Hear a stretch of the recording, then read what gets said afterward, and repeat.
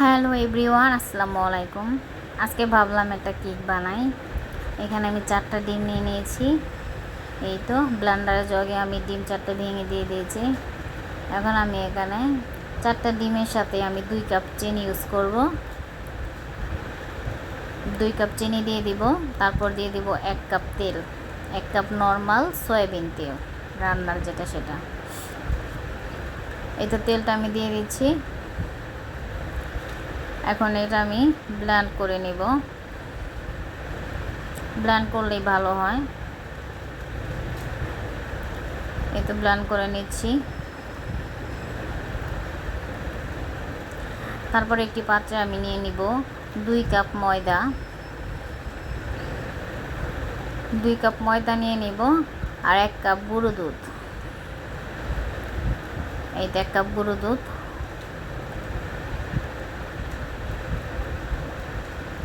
তারপর নিয়ে নিব 1 চা চামচ বেকিং পাউডার, হাফ চা চামচ ভ্যানিলা এসেন্স, গুঁড়া যেটা সেটা ইউজ করেছি। এখন এটা আমি ভালো করে একটু মিক্স করে নেব। এটা ভালো করে মিক্স করা হয়ে গেলে একটা পাত্রে আমি যে তেল, চিনি আর ডিমের মিশ্রণটা ছিল সেটা ঢেলে নিব। এই তো তেল, চিনি, ডিমের মিশ্রণটা আমি ঢেলে নিচ্ছি।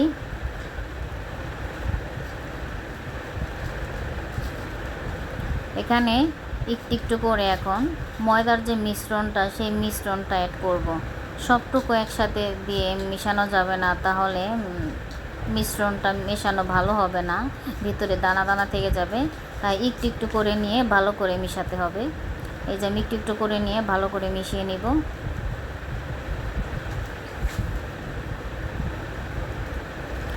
আমি কেকটা এভাবেই বানাই, একজন এক একভাবে বানায়, তবে আমি এইভাবে বানালে কেকটা ভালো হয়।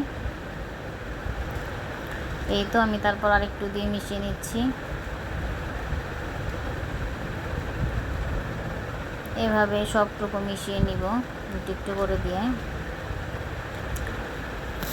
এটা ভালো করে মিশানো হয়ে গেলে এই তো তারপর আমি একটু গরুর দুধ অ্যাড করব নর্মাল টেম্পারেচারে।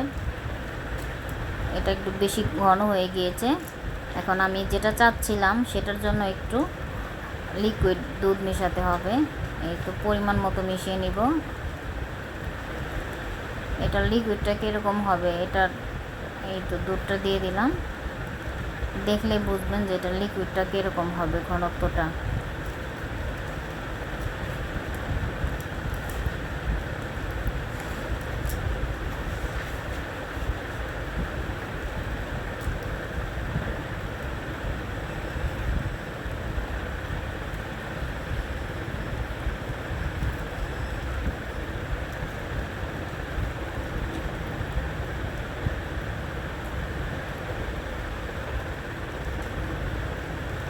এই তো আমার মিশ্রণটা রেডি।